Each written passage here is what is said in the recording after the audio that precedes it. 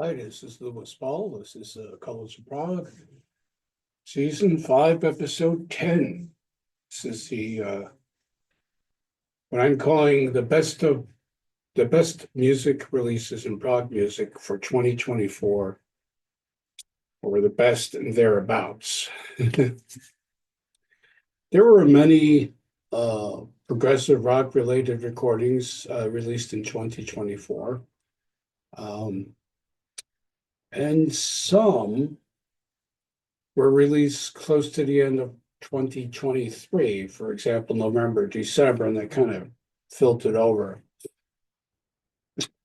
But those 2023 recordings managed to make a lot of best of 2023 list. So to be honest,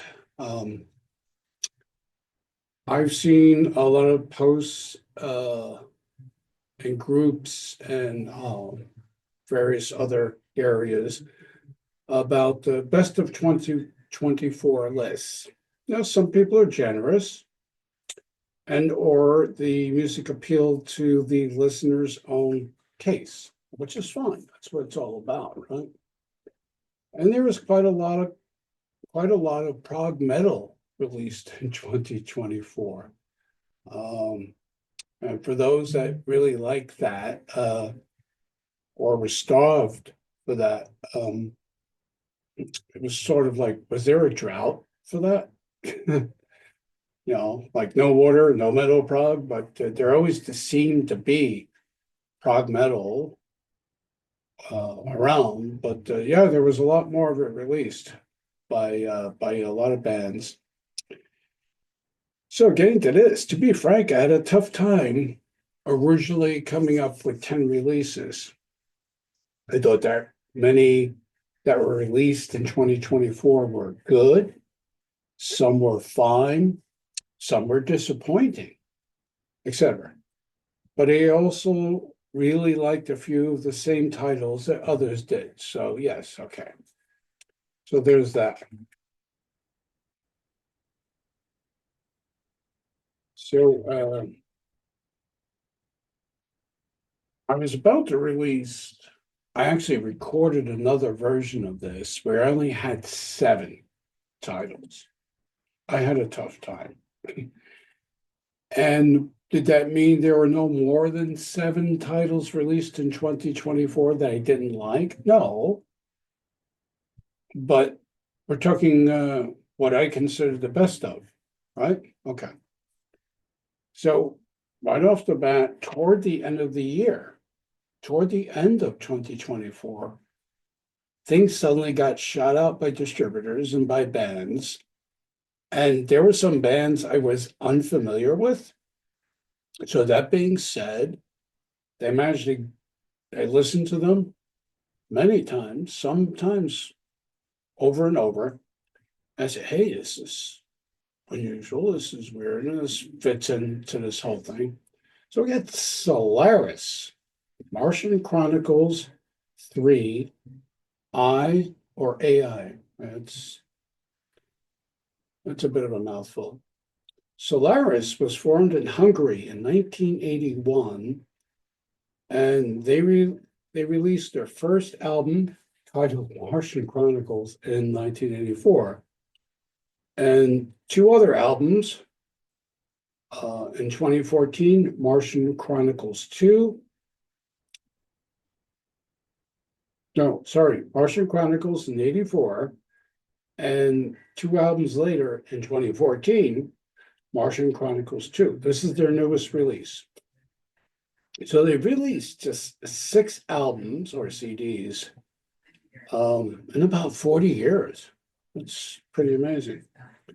But it's kind of prog, right? You have some bands that may release 2 or 3 albums within 50 years or 60 years. This happens a lot with some of the Italian bands who break up after one release, reform with some or most of the members and release a new album. So what does this sound like? Solaris, Martian Chronicles. It's symphonic prog with an edge, and this is a 2 CD set. And it contains 3 suites, and it's spread out. And the story's about artificial intelligence, in case you didn't get the title, which was Martian Chronicles 3, I or AI, Artificial Intelligence. The band employs flutes and a recorder, while additional musicians provide cello and violin. Additional musicians added to the core members. And some songs are lengthy with various tempo changes. And then there's the obvious Jethro Tull influence. I would say also some early Genesis, maybe a dash of psychedelia. And I swear, the guitar player is so good. You know, I was like, that sounds like Blow by Blow Jeff Beck, who must have been an inspiration for that guitar player. So this was a surprise. Martian Chronicles 3 by Solaris. Next, obvious, and on many lists, Big Train, the likes of us, the first full studio album with Alberto Braven from PFM, who replaced the late David Longdon as lead singer, keyboardist, and guitar player.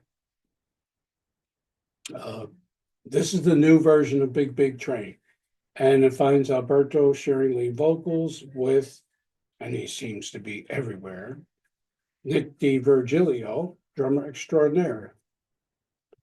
While the Big Train live shows still showcase the great songs from the Longdon years, he died as a result of a fall at home in November 2021. Alberto Previn adds a, shall we say, beefier sound to the band. This is their 18th album. Pretty crazy. And while hardcore Big Train enthusiasts may miss the Longdon era sound, the Underfold Yard from 2009 is considered a highlight. Claire Lindley on vocals, violin, and arrangements also shines brightly. There's a lot to like on this album. At 8 songs, including the 17-minute epic Between Two Masts, MASTES, as on a ship. So it's a good one. We always know Big Train tracks in near or close to anybody's best of year release for Prog releases. This is a really good one. Next, another surprise, Mandoki Soulmates, A Memory of Our Future. This one was another bit of a surprise. I was unfamiliar. Rather, they said this one was a big surprise. I was unfamiliar with Mandoki Soulmates. And it's pretty much a international unified band led by German-Hungarian singer and drummer Leslie Mandoki. Now, he's been at this as a musician since at least the 70s. He was in pop bands, jazz rock, and progressive music bands. And I did a little research because I liked what I heard here. And he was on German television shows in these weird pop bands and then some rock bands. So the guy is just all over the place. This is his 19th album, and I believe not his first conceptual work, because this Soulmates thing is conceived as as I said, international musical artists collaboration. Now, whether the guests sent in their contributions via internet files or tapes, or they played in person, it's a heavy mix. the Prog jazz world. So here's some of the contributors: Ian Anderson, Al Di Meola, Mike Stern, the guitar player, Randy Brecker, Bill Evans, Simon Phillips, drummer, and more. Some of the songs kind of resemble some Peter Gabriel solo work, and I like that. Some tunes really kind of go out on an edge. There's some highlights: Blood in the Water, Enigma of Reason, A Memory of My Future. This is a really good one. So if you see it, track it down. There might be some of the music on YouTube. I'm not sure. But yeah, Mandoki Soulmates, another recent addition to the list that originally had 7. So Oddleaf, oddly enough, Oddleaf, where Ideal and Neal collide. That's the name of the debut album from this French band who previously were comfortable and apparently successful performing a form of retro-style medieval music. I kid you not.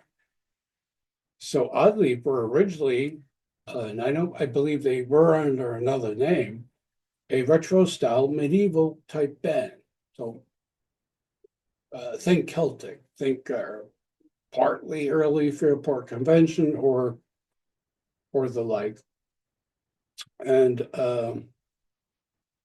when the band's leader left, the rest of themselves, the remaining musicians, dubbed themselves Oddleaf. Yes, Oddleaf, one word. Karina Tora is an excellent keyboard player, and often the passages with Matrio Rus on flutes evoke a beautiful sound. Just the images, it's just really cool. I would say the appeal for Oddleaf would be for, again, early Genesis, maybe Renaissance, Toll again, and maybe some big Train and Iona fans would like this music. It's sung in English.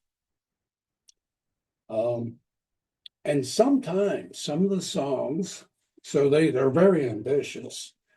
Some of the songs shift tempo speeds within the same song. So you go from 6/8, 7/8 to 11/8 time. And that's a really interesting thing from a band that was playing medieval style music beforehand. So they're going to be going places. I've seen this appear on a couple other lists. Oddleaf in France. Now we're going over to Spain. Attila. Encarnacio. A band, I believe, from Spain that released an EP in 1975 and then 2 more albums before the last in 1977, basically reunited with a barnstorming Prog concept album, which is not unheard of these times. I mean, in the past 10 years, progressive rock and concept albums are like hand in hand, you know. Well, before then, Genesis, The Lamb Lies Down on Broadway, so on and so forth. But more so lately, I noticed. So 6 tracks.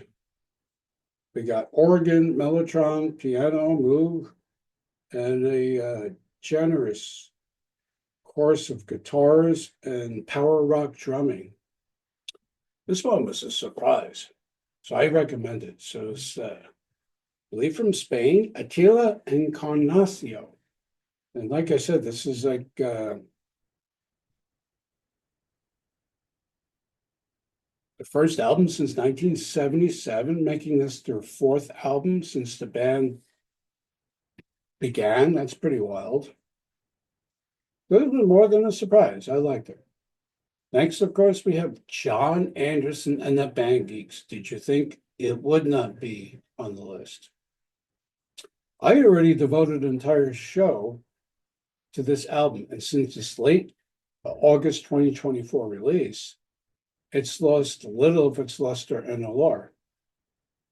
Yes, that John Anderson and his band, named the Band Geeks, fresh off their 2023 tour,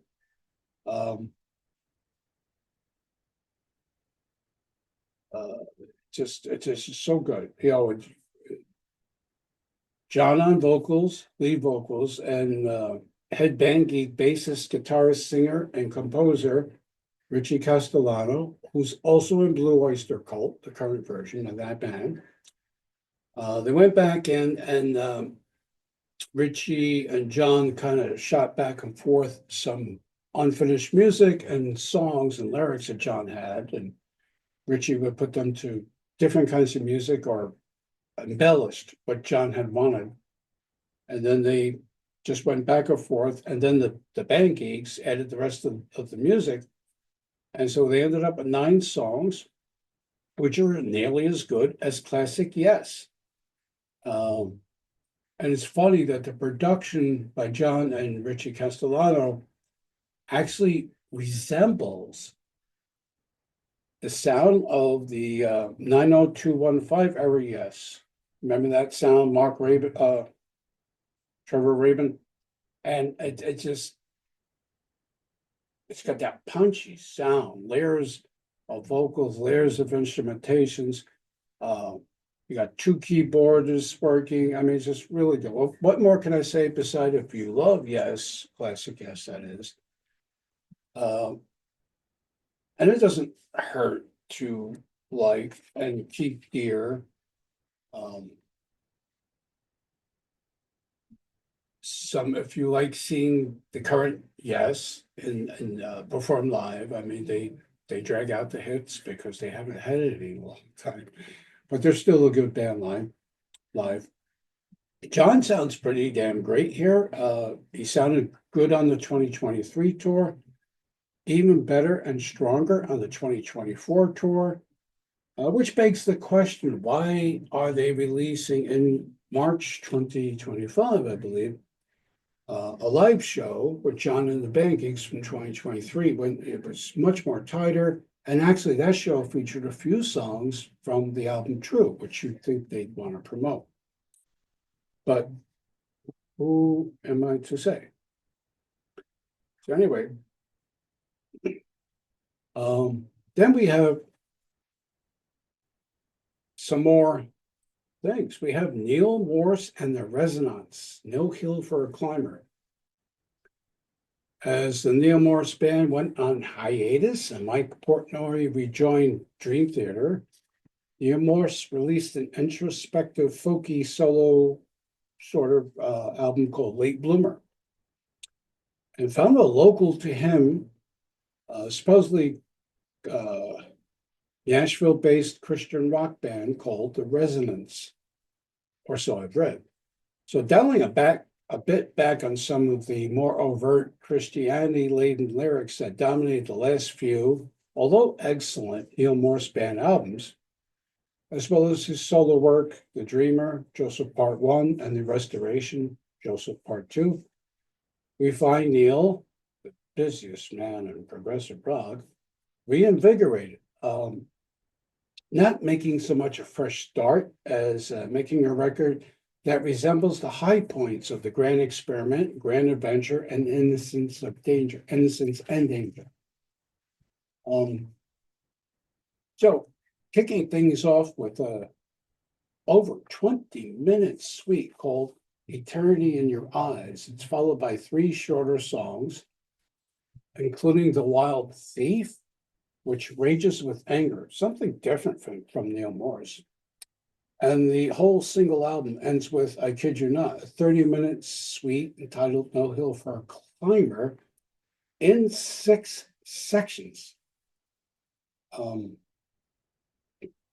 then there's one short song called Ever Interesting, which sounds like a mashup of Waterfall and Not Afraid, Part 4. And those are Neal Morse band songs. And It's interesting, like you're rewriting Waterfall. It's like one of the most beautiful songs. But again, I'm unfamiliar with the Resonance, the band Neal chose to work with here, but there's a familiarity to their sound. Singer, guitarist, bass player Chris Riley sounds more than a little like Eric Gillette. Also contributing vocals is Nashville-based singer John Bisaya, who performs with the latest version of the long-running rock band, The Babies. And he was also bass player for Firefall, if anybody remembers that band. So if you enjoy Neal Morse, the Neal Morse band, a transatlantic flying colors, I would imagine you would like this album. Time will tell whether there will be another release from Neal and the Resonance. They seem to be touring a little bit, or whether the Neal Morse band will return. Again, it's all up in the air.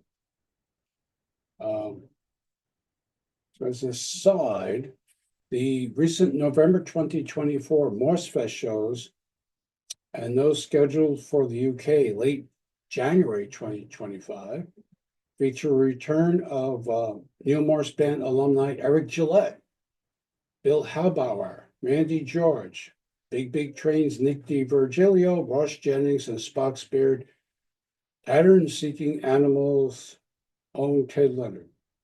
Now, Bill is a unique event. These shows highlight Neal's two Joseph epic albums, as well as highlights from Jesus Christ the Exorcist, not the soundtrack to the Liam Friedkin film, but you knew that.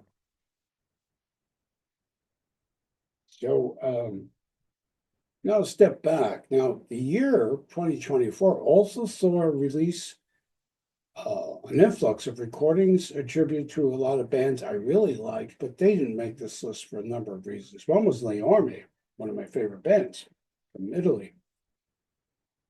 This one was a weird scattershot fair. One CD of new music with whoever is currently in this version of Le Army. One of unreleased previous recorded collaborations, and the information is kind of scarce on that one. Like, so what time period did these come from? And one, a label promo. So it was a 3 CD box set, small box, like cardboard flip out. And since it's not really classic Le Army lineup, it was good, not great. Nice to hear. But I think it was originally really marred by releasing it so weirdly, with confusing people into thinking it's a 3 CD Le Army set when it really wasn't. Alpha Taurus, recently discussed by me, released a fine new recording, and Akbar Fragile released Moving Fragments, dispelling the thoughts of what has Bernardo Lenzetti been up to. Although both very good, they did not make my list.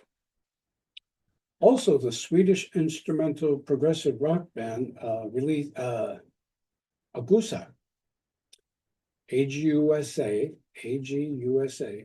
released Noir in 2024. Supposedly a soundtrack for a film.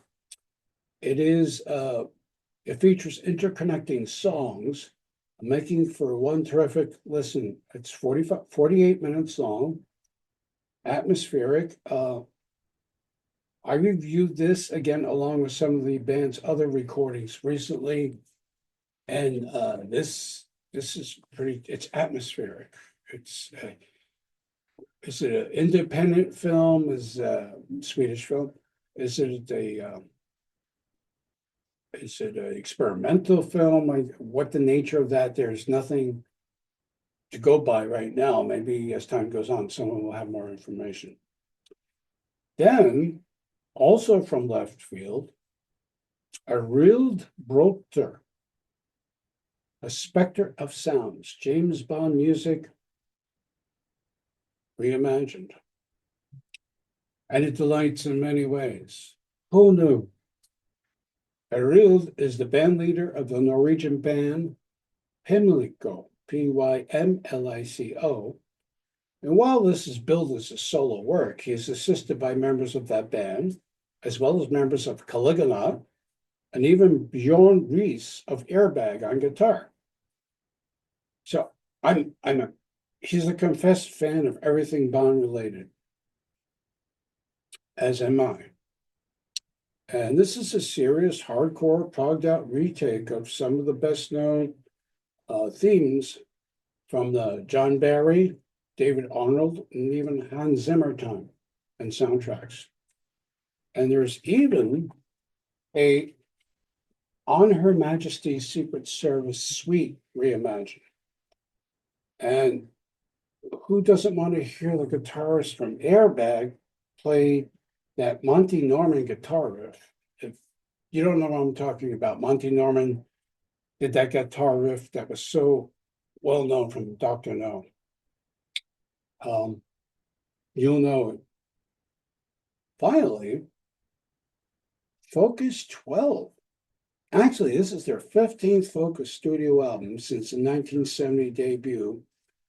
Focus plays Focus, also known as In and Out of Focus. And as I stated previously, I was unaware because I think there were small releases. They were limited pressing. 2018's Focus 11, and I need to find that. Sporting a Roger Dean cover, yes. 12 finds band leader Thies van Leer as energetic as ever on flute and keyboards, along with original drummer Pierre van der Linden. It's hard to believe that decades on from their debut that the band sounds this good. Kudos to the great production, courtesy guitarist Menno Gauthier and bass player Udo Panicki. They produced this, and they've been with the band for a while now, but this just has a really good production sound. The only thing I can say, it's only 40 minutes long. And when you got this much good instrumental symphonic prog by one of the greatest living flute players in the genre,